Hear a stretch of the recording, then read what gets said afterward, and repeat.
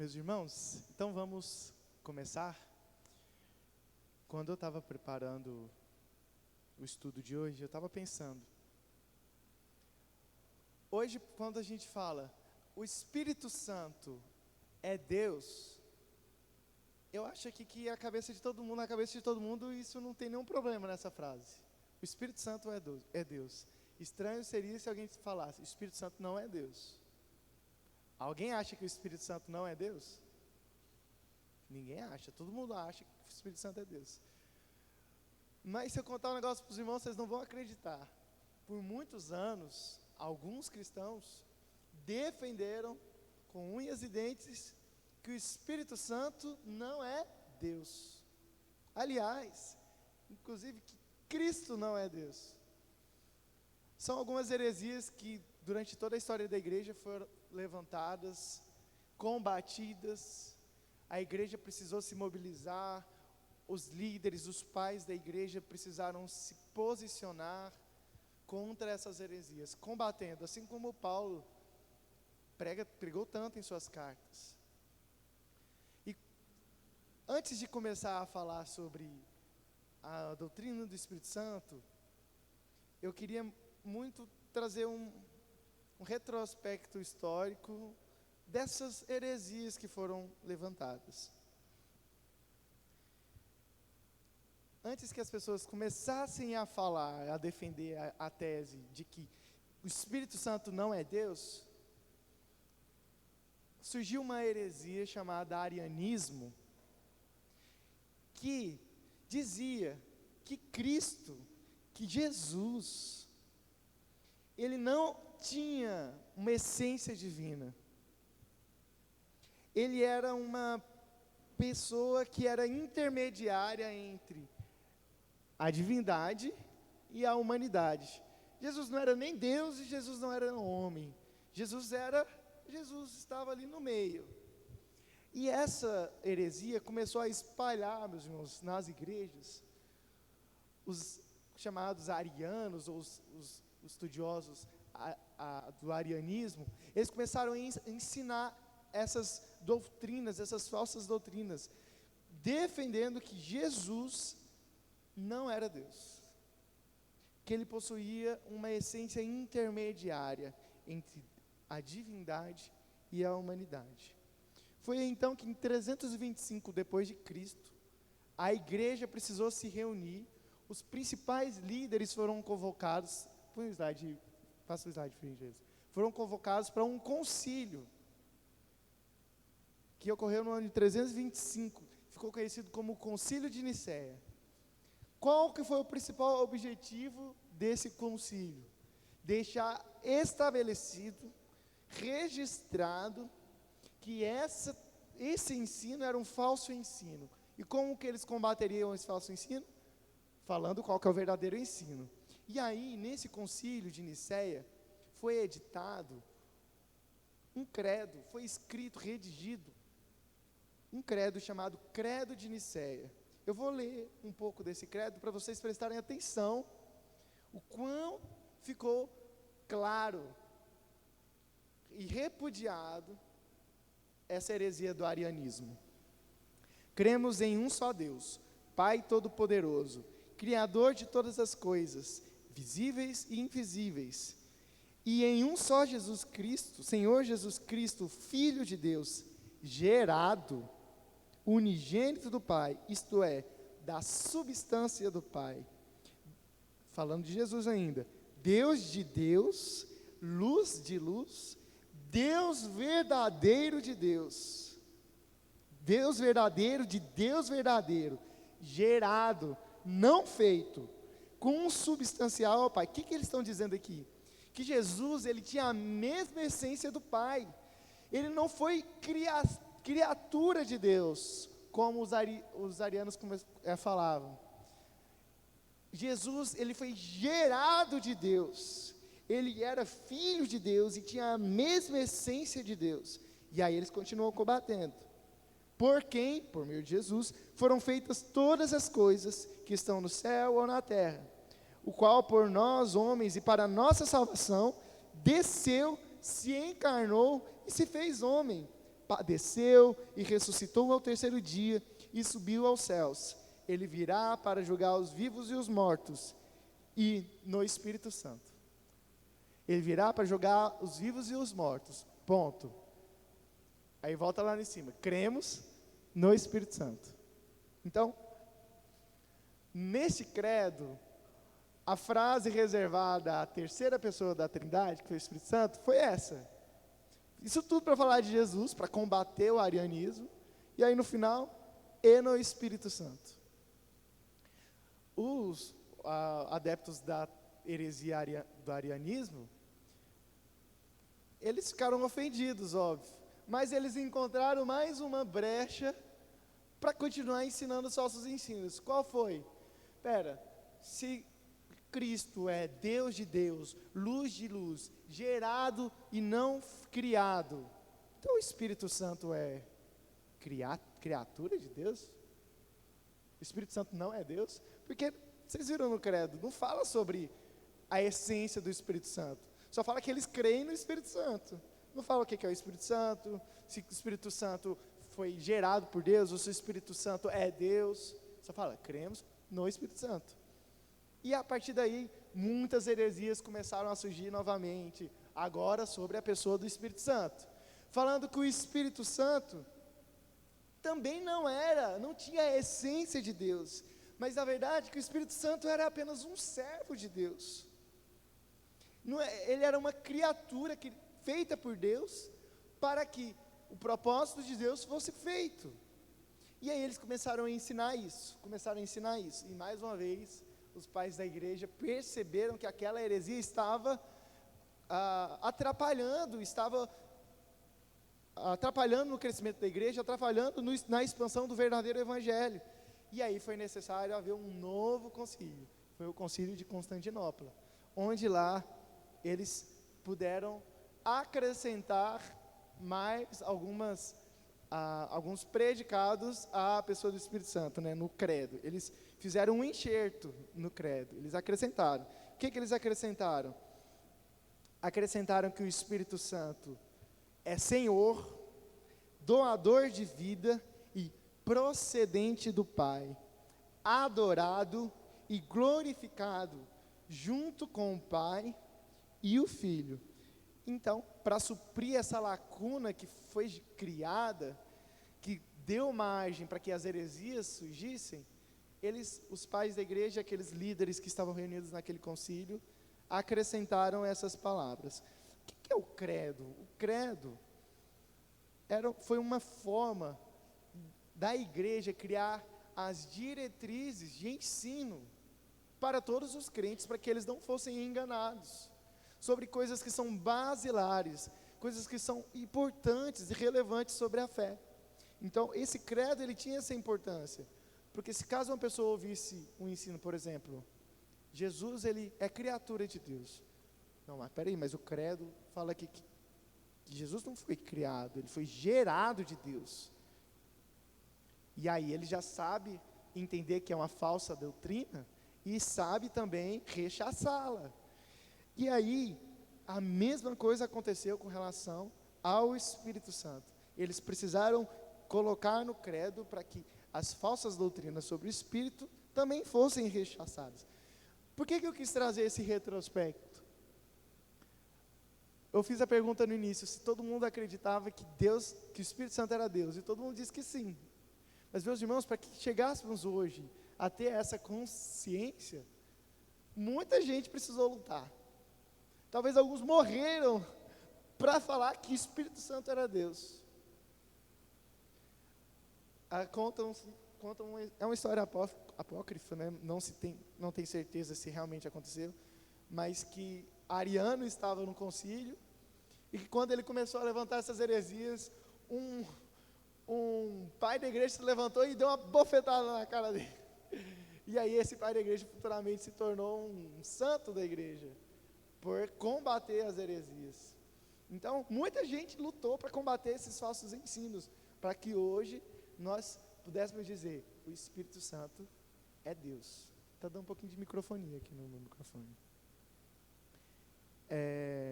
E aí, nós vamos conversar um pouco sobre isso. Se o Espírito Santo é Deus, nós precisamos conhecer o Espírito Santo. Nós servimos a Deus. O Espírito Santo faz parte da essência de Deus. E a proposta de hoje é que a gente converse um pouco sobre quem é o Espírito Santo, quais são os seus atributos, qual é a obra do Espírito Santo, o que ele faz, até nos dias de hoje. Pode passar o slide.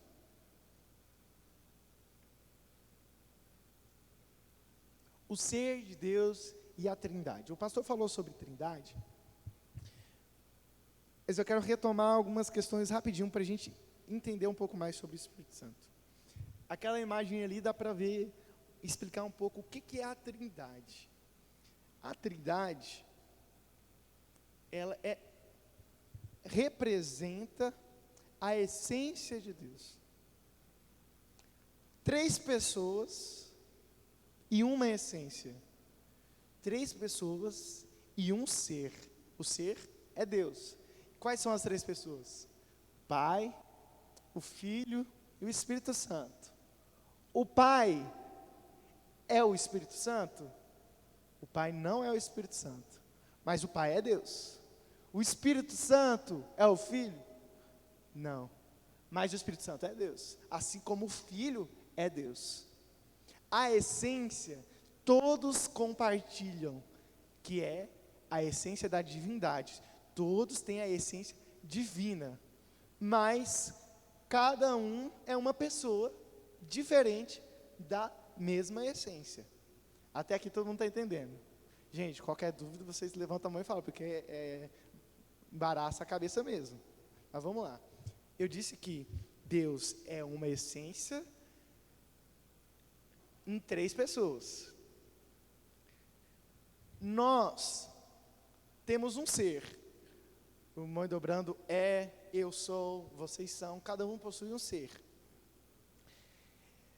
Porém, as pessoas da Trindade, elas não possuem um ser em si mesmas, no sentido de, são 3 pessoas, portanto são 3 seres. Não. Aqui temos o Mãe Dobrando e a mãe dele. São 2 pessoas, 2 seres diferentes. Mas a Trindade não é assim. A Trindade são 3 pessoas, porém um único ser. O ser da divindade. Pensando sobre isso, a gente precisa tomar muito cuidado. O pastor falou sobre isso, mas eu quero repetir. Porque se nós entendemos que são 3 pessoas e um ser, nós precisamos tomar cuidado, porque se dissermos que são 3 seres diferentes, nós estamos desdobrando para uma concepção politeísta, acreditando que há mais de um Deus. Nós não acreditamos nisso, nós acreditamos em um Deus único. Então, é um ser manifestado em 3 pessoas distintas, mas não são 3 seres. Porque se dissermos que são 3 seres, acreditamos em três deuses, mas nós acreditamos em um Deus somente. Se alguém chegasse para você e falasse fizesse a seguinte pergunta: bom, Marcelo, Deus existe? Mãe Dobrando, Deus existe? E se eu disser que Deus não existe, eu estarei mentindo? Délito falou que não. Essa é uma questão filosófica, só para vocês divertirem os seus divertidamente. Vamos lá. A palavra existir vem do latim, que significa surgir, aparecer, se destacar. Se eu digo que Deus existe, eu estou dizendo que Deus se destaca, que Deus aparece, que Deus surge. Eu existo. Eu existo porque um dia, no dia 10 de fevereiro de 1997, eu nasci e passei a existir. Aqui a gente tem toda aquela questão da teoria da existência, quando que surge a existência, se é na concepção. Mas vamos supor, só para vocês entenderem, que quando eu nasci, eu passei a existir. Eu surgi, eu apareci, eu era um nada, e passei à existência. Agora eu vou fazer uma pergunta para vocês novamente. Deus existe? Deus é. Porque Deus, Ele sempre foi.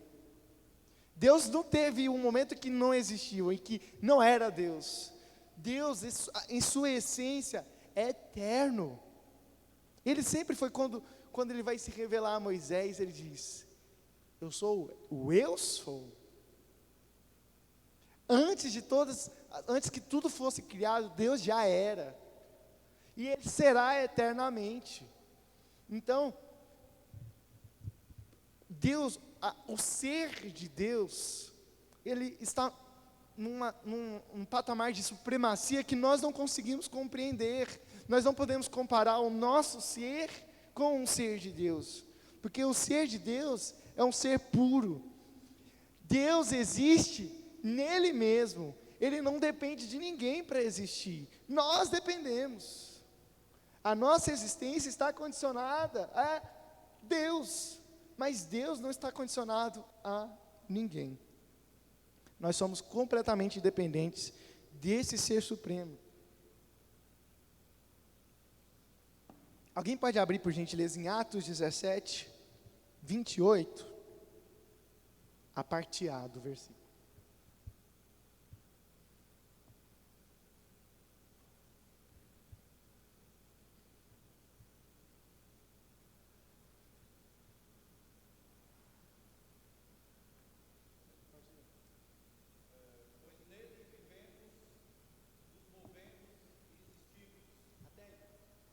Nele vivemos, nos movemos e existimos.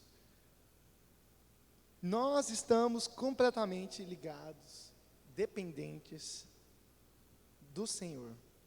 Mas Ele não.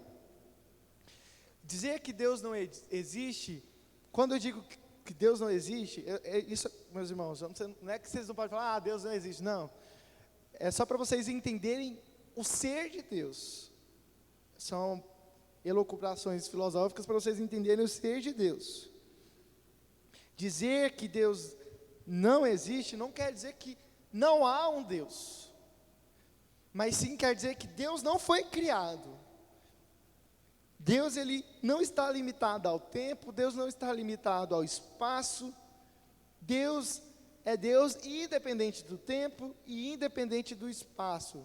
Aliás, foi Ele que criou o tempo e foi Ele que criou o espaço. Essas coisas dependem dEle, não Ele dependem dessas coisas. Então, diferente do ser de Deus, nós somos limitados ao espaço, nós somos limitados ao tempo, nós somos sujeitos a mudanças, nós mudamos, mas Deus não. Por que eu estou fazendo toda essa explanação? Para explicar uma questão. Quando nós nos referimos às pessoas da divindade, da Trindade, nós não usamos o termo existência, mas o termo correto usado na teologia é a palavra subsistência. O que é algo que subsiste? É algo que está sobre alguma coisa, algo que se apoia sobre alguma coisa. Então, na teologia nós dizemos que Deus é um ser com 3 subsistências, 3 pessoas distintas. Elas subsistem dentro do ser de Deus. Aí eu quero que vocês olhem para a imagem novamente. O ser de Deus lá no meio, a bolinha.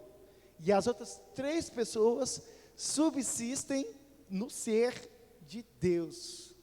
Elas estão ligadas ao ser de Deus. O Espírito Santo é um ser? O Espírito Santo é um ser?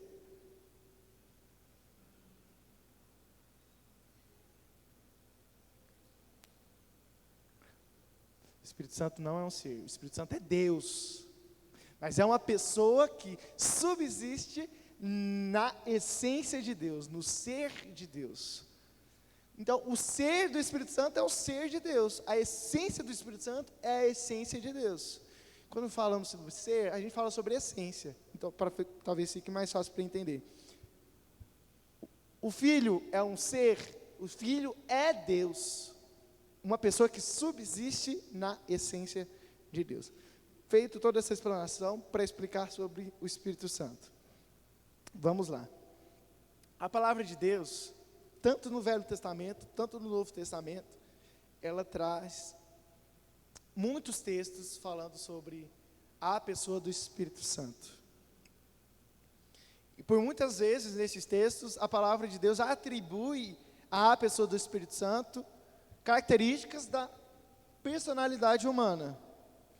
Exemplo, quando diz que o Espírito Santo ensina, o Espírito Santo inspira, o Espírito Santo guia, o Espírito Santo conduz, o Espírito Santo se entristece, o Espírito Santo convence. Vocês concordam comigo que essas coisas, ensinar, convencer, entristecer, somente uma pessoa pode fazer? Então, não há dúvidas que o Espírito Santo é uma pessoa. Alguém lê, por favor, Efésios 4, 30.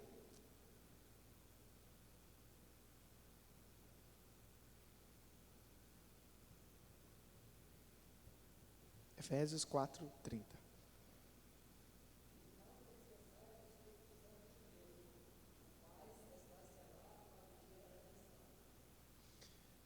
O texto diz que nós não podemos entristecer o Espírito Santo. Então o Espírito Santo, ele se entristece. Uma pessoa do ser de Deus, da divindade, que tem sentimentos. Mas pensando sobre todas essas características personalíssimas do Espírito Santo, pessoais do Espírito Santo, nós não podemos afastar que, apesar de ser uma pessoa e ter características pessoais, o Espírito Santo, ele é totalmente divino. Eu queria ler com vocês um texto que está lá em Atos 5, 1 ao 5. A gente entende então que o Espírito Santo é uma pessoa. Agora eu vou mostrar para os irmãos que o Espírito Santo, apesar de ser uma pessoa, é Deus. Faz parte da divindade de Deus. Atos 5, 1 ao 5. Diz assim: mas um certo homem chamado Ananias, com Safira, sua mulher, vendeu uma propriedade e reteve parte do preço, sabendo também sua mulher, e levando uma parte, a depositou aos pés dos apóstolos. Disse então Pedro: Ananias, por que encheu Satanás o teu coração para que mentisses ao Espírito Santo e retivesses parte do preço que herdade? Guardando-a não ficava para ti? E vendida não estava em teu poder? Por que formaste esse desígnio em teu coração? Não mentisse aos homens, mas a Deus. E Ananias, ouvindo essas palavras, caiu e expirou. E um grande temor veio sobre todos os que isto ouviram. Qual foi o pecado de Ananias? Ananias e Safira tinham uma propriedade. Enquanto as pessoas estavam levando as suas ofertas aos apóstolos, eles tiveram uma brilhante ideia. Vamos pegar a nossa propriedade, vender, retirar ali o nosso dízimo, e o resto a gente entrega aos pés dos apóstolos e falamos que nós entregamos o valor da propriedade. Quando eles fizeram isso, Pedro, lógico, pelo Espírito Santo, disse para ele que ele estava mentindo para o Espírito Santo. Quando eles estavam fazendo aquilo, nas ocultas, no escuro, quando ninguém estava vendo, o Espírito Santo estava vendo. E naquele momento eles mentiram para o Espírito Santo. Aqui a gente já vê que o Espírito Santo tem um atributo aí, que é a onisciência, mas a gente vai falar sobre isso também. Só que se vocês repararem, um pouco mais à frente, Pedro repete e diz: você não mentiu aos homens, mas a Deus. Então aqui ele fala que Ananias mentiu ao Espírito Santo, e no mesmo texto, no mesmo discurso, ele diz que ele mentiu a Deus. Portanto, Espírito Santo é Deus, ele é divino, totalmente divino. Pedro não estava preocupado naquele momento com a oferta, se estava faltando. A preocupação de Pedro era a preocupação do Espírito, a alma de Ananias e Safira. Pedro não se confunde ao dizer que Ananias mentiu para Deus, mas aqui Pedro ele já sabia, né, que o Espírito Santo era Deus. Por isso, em um momento ele diz Espírito Santo, e em outro momento ele diz Deus. Não há uma confusão ou um erro de escrita, mas esse texto evidencia que o Espírito Santo é Deus. Em Hebreus, capítulo 3, versículo 7, diz o seguinte, versículo 7 ao versículo 9. Assim como diz o Espírito Santo, hoje, se vocês ouvirem a sua voz, não endureçam o coração, como na rebelião, durante o tempo da provação no deserto, onde os seus antepassados me tentaram, pondo-me à prova, apesar de, durante 40 anos, terem visto o que eu fiz. O autor de Hebreus diz que o Espírito Santo disse essas coisas, mas que se a gente for lá em Êxodo 17, o texto diz que Deus disse essas coisas. Vocês acham que o autor de Hebreus, ele se confundiu? Não, ele sabe que o Espírito Santo é Deus. Então, essa associação do Espírito Santo a essas palavras, de que foi tentado pelo povo de Deus no deserto, ela não é errônea, mas pelo contrário, ela revela a divindade do Espírito Santo. A mesma coisa acontece em Atos, capítulo 28. Atos, capítulo 28, versículo 25. A gente vai ler muitos textos, meus irmãos, vamos lá. Diz assim: discordaram entre si mesmos e começaram a ir embora, depois de Paulo ter feito esta declaração final. Bem que o Espírito Santo falou aos seus antepassados, por meio do profeta Isaías: vá a este povo e diga, ainda que estejam sempre ouvindo, vocês nunca entenderão, ainda que estejam sempre vendo, jamais perceberão. Quando Isaías usa esse texto, ele fala esse texto, a palavra usada em Isaías não é Espírito Santo, mas é Jeová, Deus, o Senhor.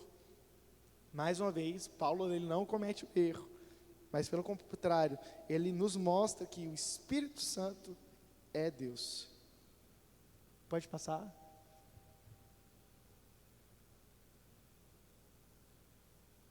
Pode passar.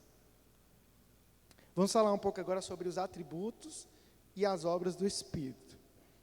Alguém lê, por gentileza, Hebreus 9, versículo 14, e outra pessoa já abre em 1 Coríntios 2, versículo 10 e 11. 1 Coríntios 2, 10 e 11. A gente vai ver dois atributos que foram atribuídos, desculpa a redundância, ao Espírito Santo.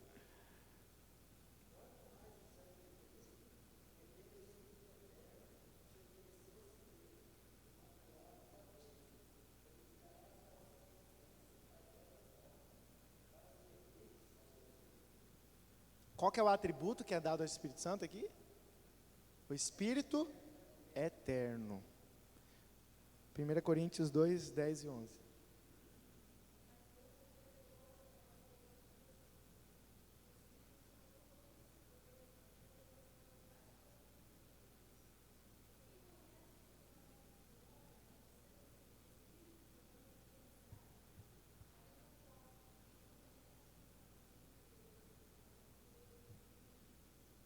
Qual que é esse atributo?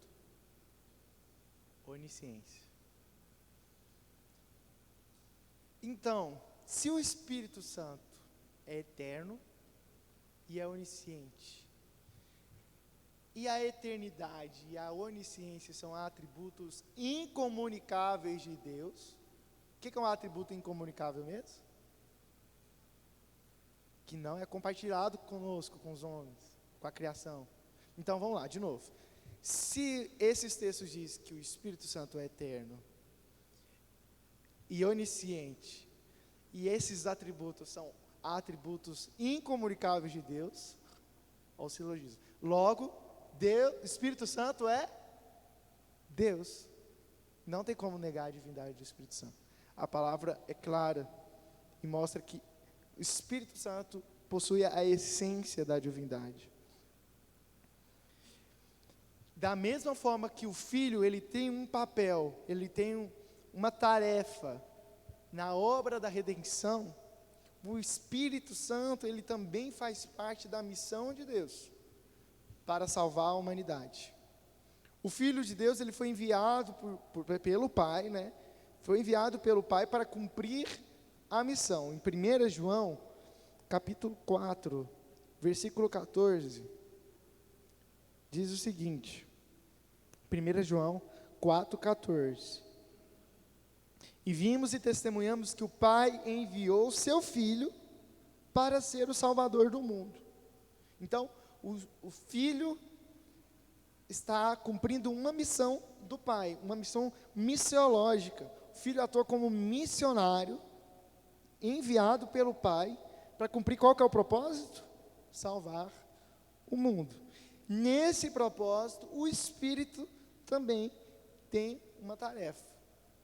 Na verdade, o Filho atua pela força do Espírito, ele atua pelo agir do Espírito, ele aplica a tarefa de Cristo na vida dos crentes. O Espírito aplica a tarefa de Cristo na vida dos crentes. Em João, capítulo 15, versículo 26, diz o seguinte, João 15, versículo 26.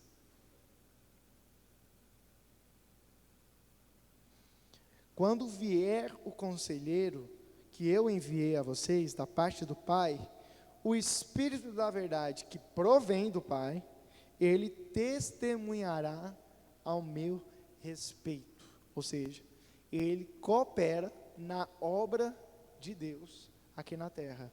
Ele tem um papel, ele tem a sua tarefa, ele tem uma obra no projeto de redenção. E aí a gente vai continuar falando sobre essa obra. O texto de Gálatas, capítulo 4, 6, também fala um pouco sobre isso. Gálatas 4, 6. Diz assim: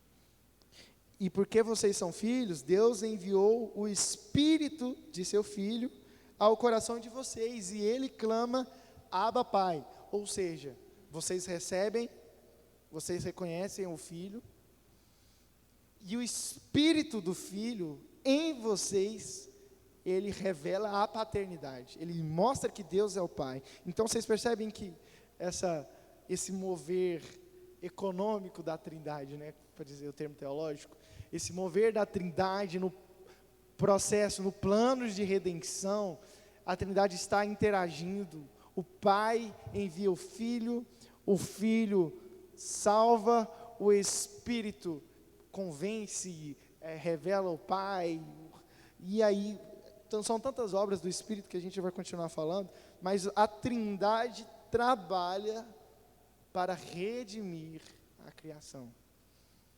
No Evangelho de Lucas, capítulo 4, versículo 18, diz o seguinte, Lucas 4, 18.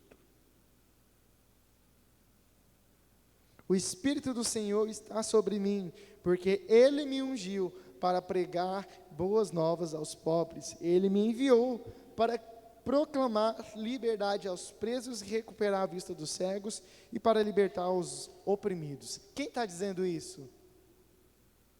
Quem que disse isso? Jesus.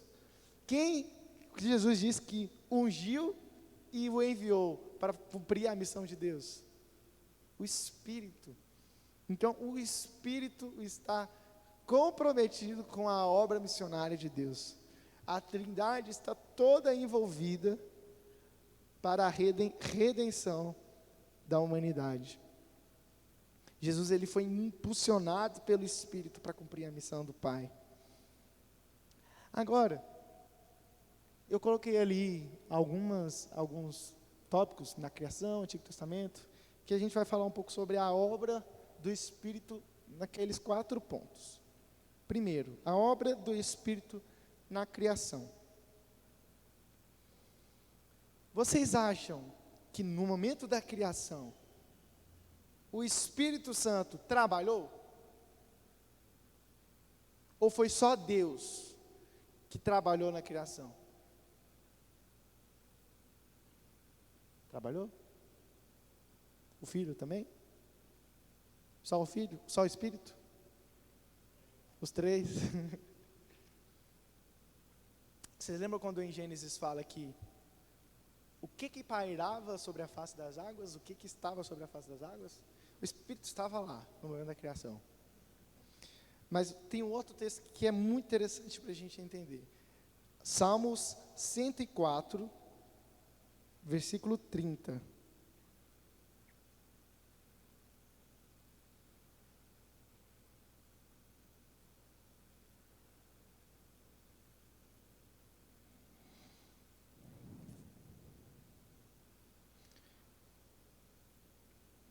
Diz assim: quando sopras o teu fôlego, eles são criados, e renovas a face da terra. Esse texto aqui, se vocês analisarem, Davi está falando sobre a criação de Deus.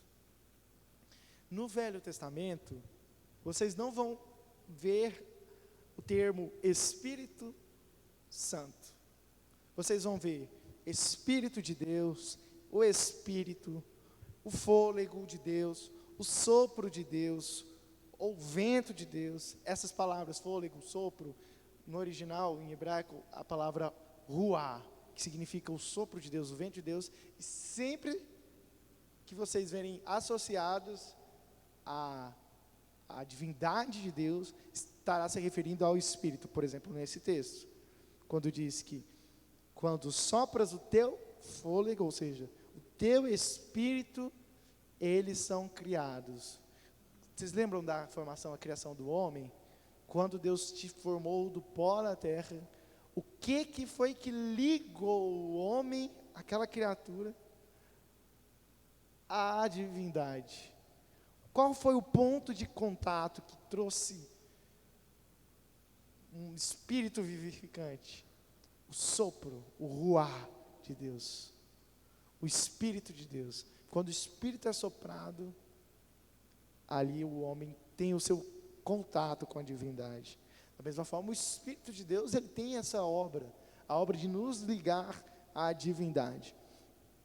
Da mesma forma, em Jó, capítulo 33, versículo 4, diz o seguinte: o Espírito de Deus me fez, o sopro do Todo-Poderoso me dá vida.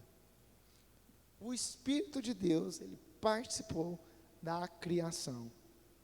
Ele tem a sua obra na criação.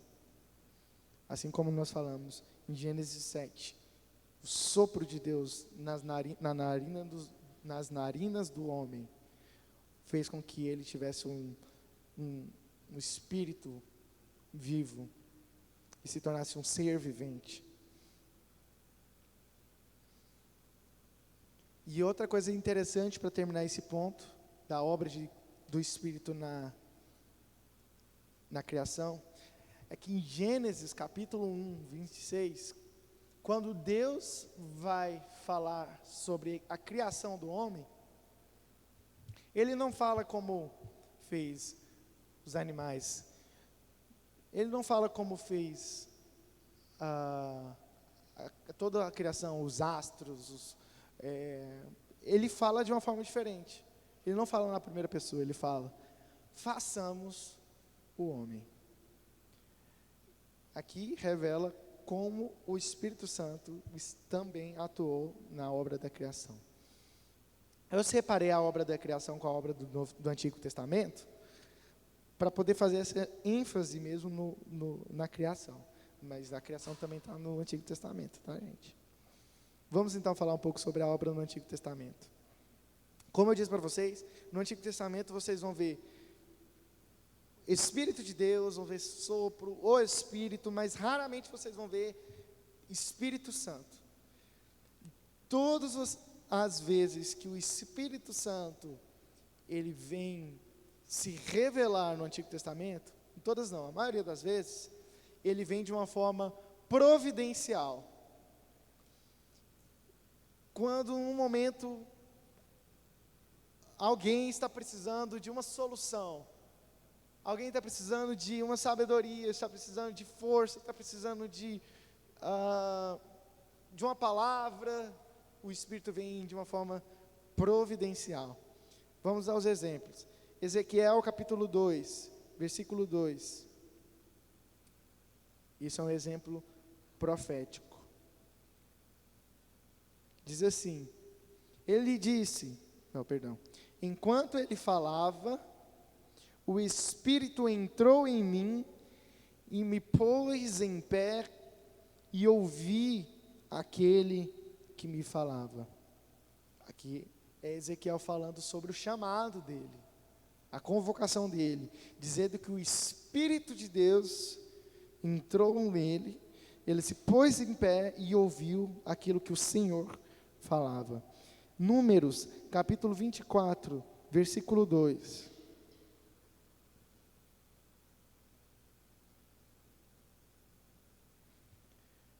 Então, viu Israel acampado, tribo por tribo, e o Espírito de Deus veio sobre ele e pronunciou este oráculo. Aí tem aqui o pronunciamento de Balaão. Mais uma vez, o Espírito de Deus agindo para prover uma profecia, trazer uma profecia a um profeta. E, por último, Samuel, capítulo 10, versículo 6. Mais um exemplo profético. 10, versículo 6. O Espírito do Senhor se apossará de você, e com ele você profetizará. Mais um exemplo providencial. Vocês lembram da história de José? Quando José estava no Egito, eu não vou abrir não, porque senão a gente vai ficar lendo muito texto aqui. Questionaram, será que existe um homem como José, em quem o Espírito habita? José, ele recebeu a providência de Deus, o próprio Espírito, para ter a sua sabedoria, a sua administração, interpretar sonhos. José, ele tinha o Espírito, e as pessoas reconheceram que nele o Espírito habitava.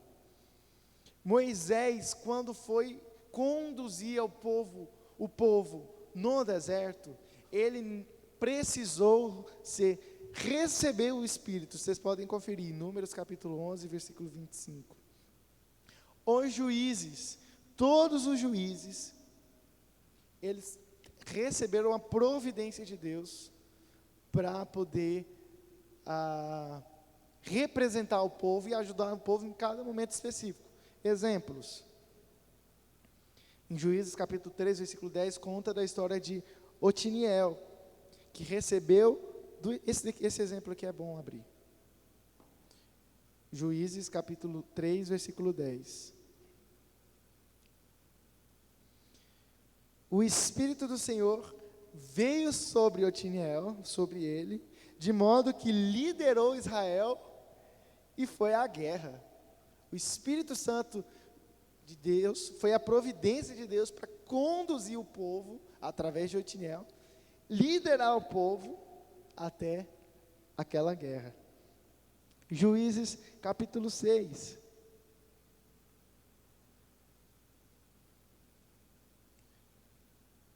Versículo 34, fala sobre um outro juiz, chamado Gideão. Olha a providência de Deus.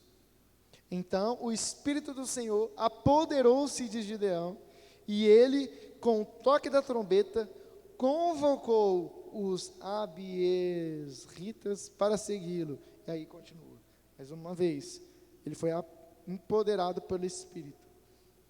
E por último, Sansão, no capítulo 14, versículo 19.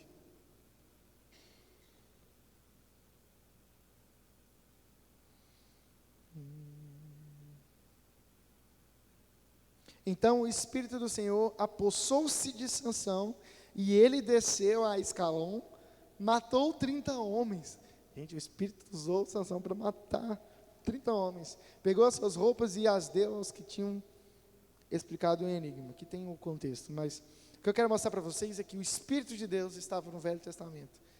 Especificamente nessas situações, agindo como providência para poder cumprir o propósito de Deus. Da mesma forma, o Espírito de Deus estava sobre os reis de Israel, dando a eles habilidades. Quando ele veio sobre Saul, Saul profetizou quando o Espírito estava sobre ele. Davi, da mesma forma, recebeu o Espírito de Deus quando ele foi ungido. Então, no Velho Testamento, nós temos diversos exemplos da atuação do Espírito Santo.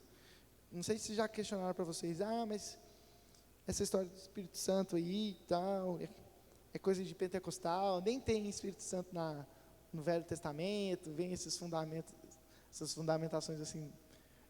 Agora vocês sabem provar que o Espírito Santo, ele atuou no Velho Testamento. Talvez de uma forma diferente do Novo, nós vamos ver, mas ele estava lá. Vamos falar um pouco agora sobre a obra do Espírito na vida de Jesus. Na vida de Jesus, o Espírito Santo, gente, agiu de uma forma tão poderosa, que a concepção de Jesus foi obra do Espírito.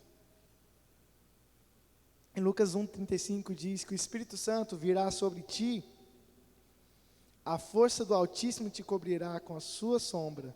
Por isso também o ente santo que há de nascer será chamado Filho de Deus. Ou seja, o Filho de Deus, o ventre de Maria, foi gerado pelo Espírito Santo de Deus. Mateus 1,18 diz que Maria se achou grávida pelo Espírito. E quando o anjo fala para José em Mateus 1,20, diz para ele não ter medo, pois o que foi gerado no ventre de Maria procede do Espírito Santo. Continuando, o anúncio de que o ministério de Jesus, através de João Batista, também tem o destaque do Espírito Santo.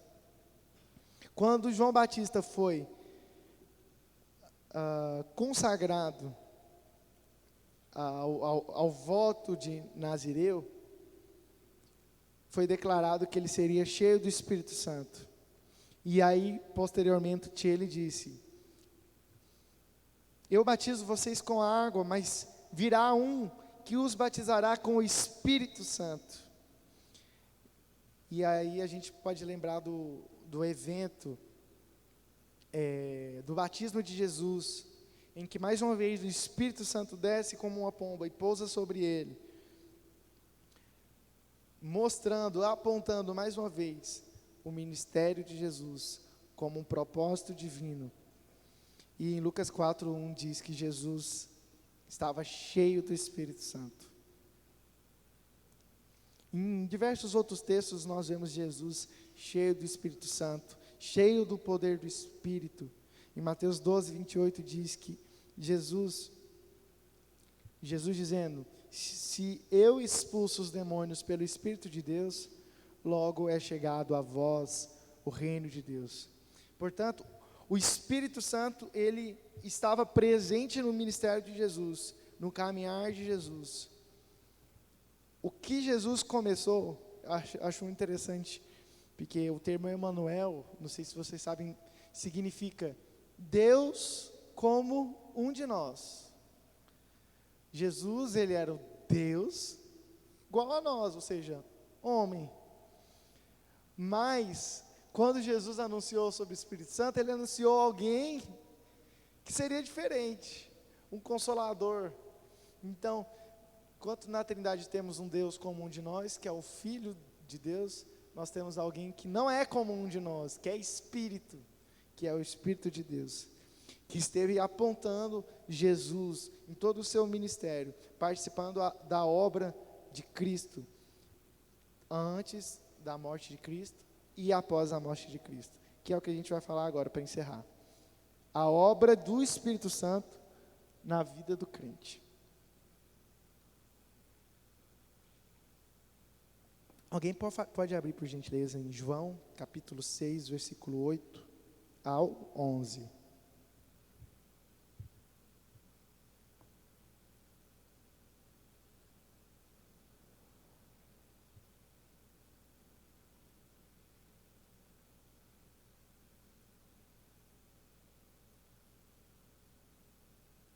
Vocês não têm pergunta, não?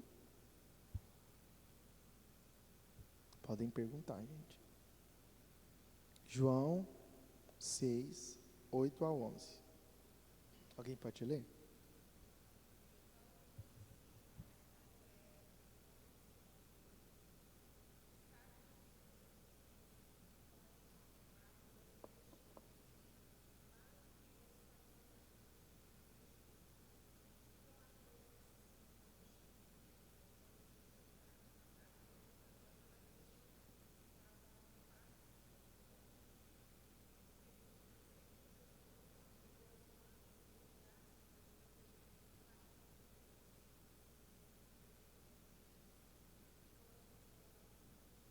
Gente, eu acho que eu coloquei o texto errado. Eu li todos os textos, irmão, para não ter que passar por isso. Eu li todos. Mas eu acho que esse foi errado. Não, 1 João, eu até li aqui, mas não tem o capítulo 6. Espera aí. Deixa eu ver onde foi que eu errei.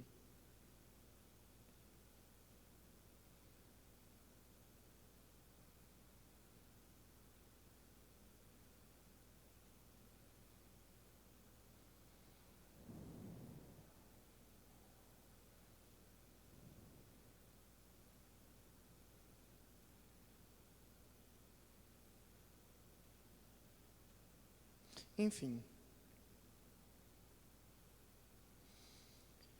Eu vou ler outro texto, que está em João capítulo 3, versículo 3. Quando Nicodemos foi conversar com Jesus, Jesus disse para ele: digo a verdade, ninguém pode ver o reino de Deus se não nascer de novo. Perguntou Nicodemos: como alguém pode nascer sendo velho? É claro que não pode entrar a segunda vez no ventre de sua mãe. Respondeu Jesus: digo a verdade, ninguém pode entrar no reino de Deus se não nascer da água e do Espírito. O que nasce da carne é carne, mas o que nasce do Espírito é Espírito. Quando eu estava preparando essa parte aqui, eu estava lembrando de alguns eventos. E me veio umas... Gente, eu não quero envolver política não, mas é porque me veio um relato na minha cabeça.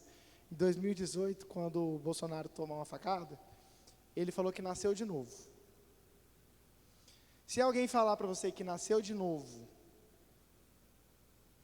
fora do cristianismo, aquela pessoa não nasceu de novo. Porque o nascer de novo está relacionado à regeneração do homem. Nós somos regenerados por uma obra do Espírito que nos faz nascer de novo.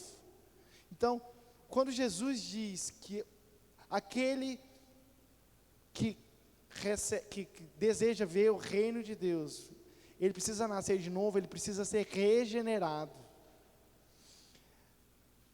Se vocês ouvirem, eu nasci de novo para o islamismo. Não existe isso. Eu nasci de novo para o budismo.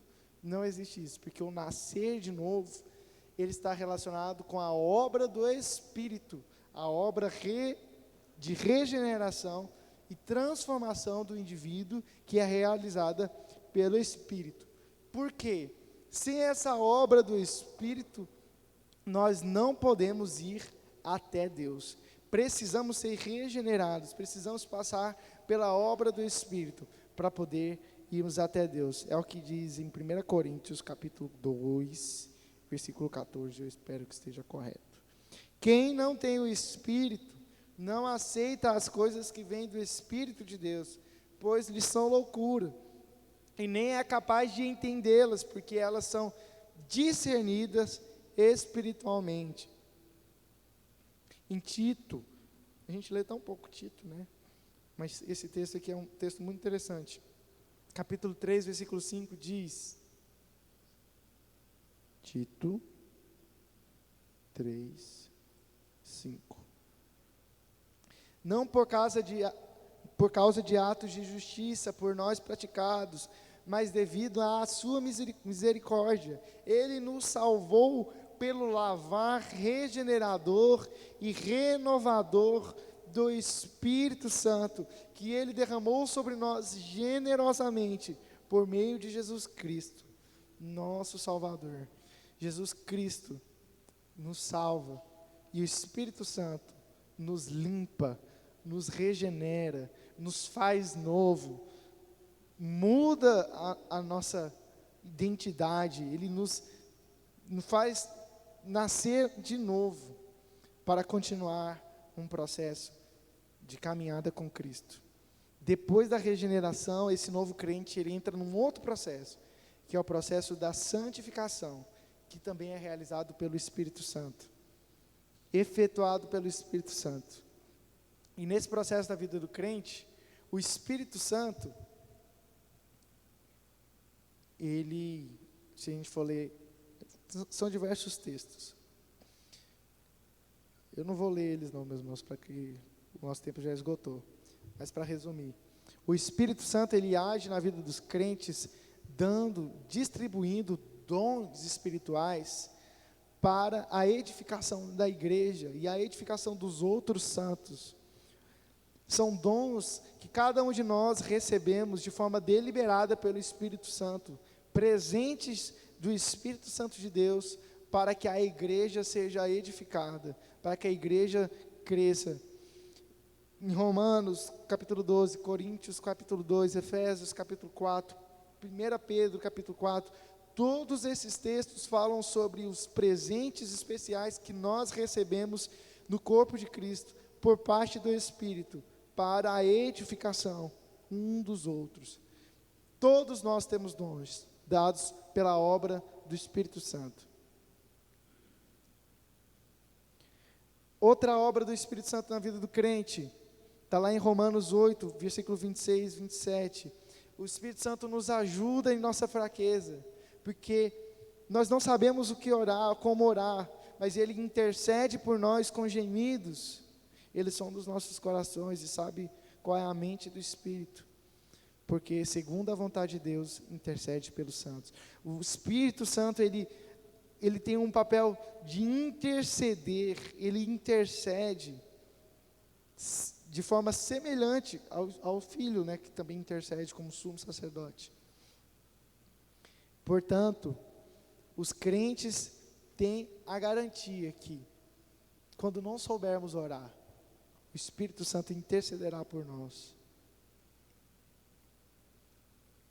E, por fim, o Espírito Santo, como disse Jesus, ele tem um papel educativo e consolador. Primeiro, mas o Consolador Espírito Santo, que o Pai enviará em meu nome, ele ensinará tudo. O Espírito Santo está no meio de nós, nos ensinando, e vos recordará tudo o que eu disse.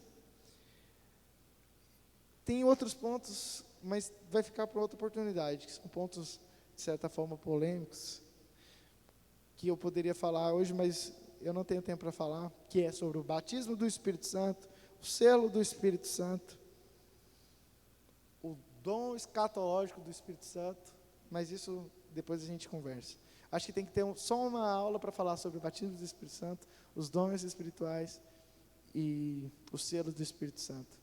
E aonde esses eventos, qual o momento que esses eventos acontecem. Mas para a gente encerrar, meus irmãos, eu queria ler umas frases que eu separei aqui, de alguns grandes homens de Deus. Primeiro, Irineu diz que aonde está o Espírito, lá está a igreja. Hipólito afirma que a igreja é o espaço aonde o Espírito floresce. Yves Conger, ele diz que o Espírito é a fonte de vitalidade da igreja. Então, se uma igreja não está viva, precisa buscar essa fonte, a pessoa do Espírito Santo. A tradição cristã, desde Agostinho, afirma que o Espírito Santo é a alma da igreja, o princípio de toda a sua animação. E por fim, Tomás de Aquino, ele diz que o acabamento último do corpo místico, ou seja, da igreja, o acabamento final realizado na igreja, ele provém do Espírito. O Espírito une a igreja com o mesmo elo de unidade que une as pessoas do Pai, do Filho e do Pai e do Filho, ou seja, assim como o Espírito une o Pai e o Filho na Trindade, na igreja o Espírito une os nossos irmãos. Então, se queremos ver unidade, busquemos o Espírito, peçamos essa unidade, assim como Ele une o Pai, assim como Ele une o Filho, que Ele nos una no amor do Pai. E eu vou ficar devendo a gente falar sobre o batismo, sobre o selo e todas as outras questões. Alguma dúvida, meus irmãos? Pode fazer pergunta. Pode fazer.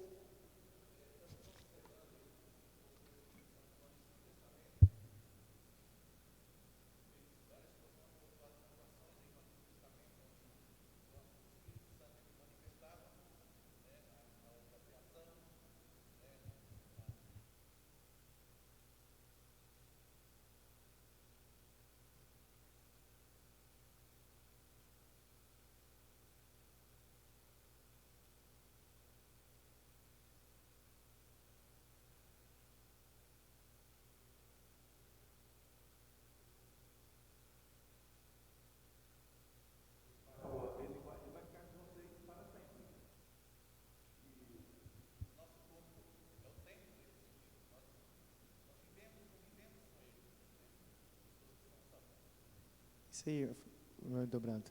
É interessante essa distinção mesmo, né? Na antiga aliança, o Espírito Santo, ele não estava no presente.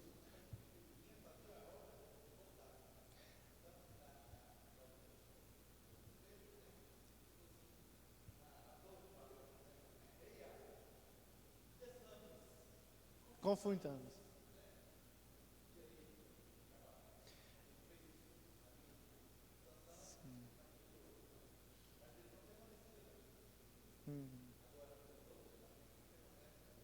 Sim. E é interessante, na nova aliança, para que nós recebêssemos um penhor da herança que teremos do céu, é que fala, se não me engano, em Filipenses, nós recebemos um selo do Espírito Santo. O selo do Espírito Santo em nós, que nos dá essa garantia do que nós herdaremos na eternidade. Mais alguma pergunta?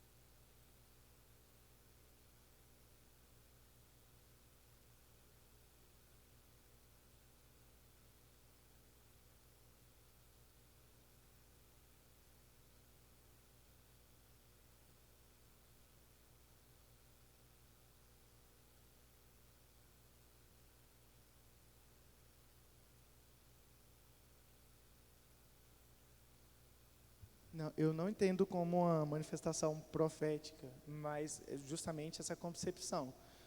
Quando Saul foi ungido, o texto diz que ele recebeu o Espírito Santo. Quando Davi foi ungido, vou abrir aqui, eu não li, mas eu vou ler agora. Em 1 Samuel, capítulo 16, versículo 13.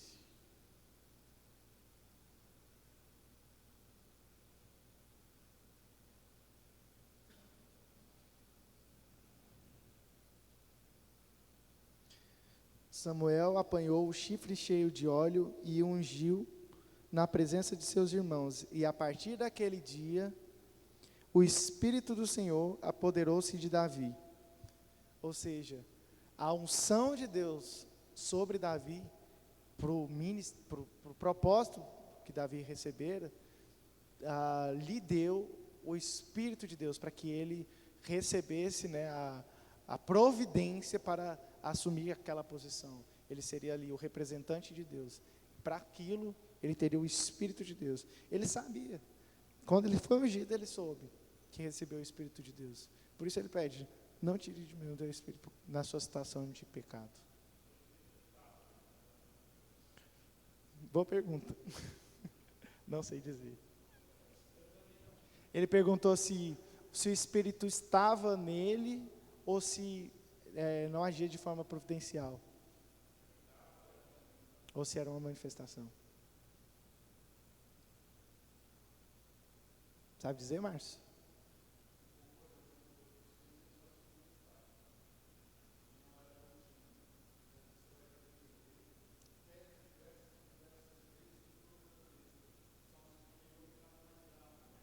Sim.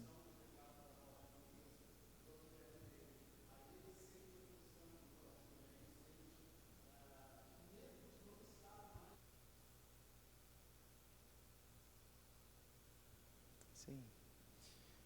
Mais alguma pergunta? Senão a gente vai encerrar. Queria chamar aqui. Vem cá.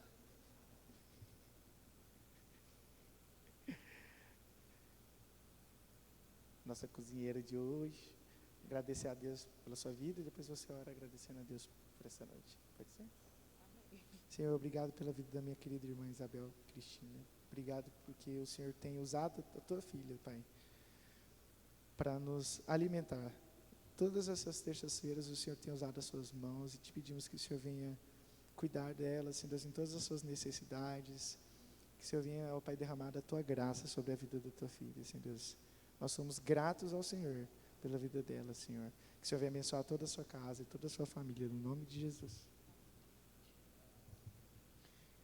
Boa noite, irmãos. Graça e paz. Não vai embora, viu? Para a gente jantar. Vamos orar para encerrar. Senhor, meu Deus, te agradecemos, Pai, por essa terça-feira, por esse ensino, por esse momento de comunhão que vamos ter agora, Pai. Que o Senhor esteja abençoando a sua igreja, abençoando os seus filhos, ó Pai. Que esse ensino, Senhor, das terças-feiras, que nós venhamos conseguir colocar em prática, Pai, no nosso dia a dia. Em nome de Jesus, Senhor, abençoa a tua igreja, abençoa os líderes, os pastores aqui, Pai, o Marcos, ó Deus, que o Senhor possa estar abençoando, Senhor, esse trabalho, em nome de Jesus, amém.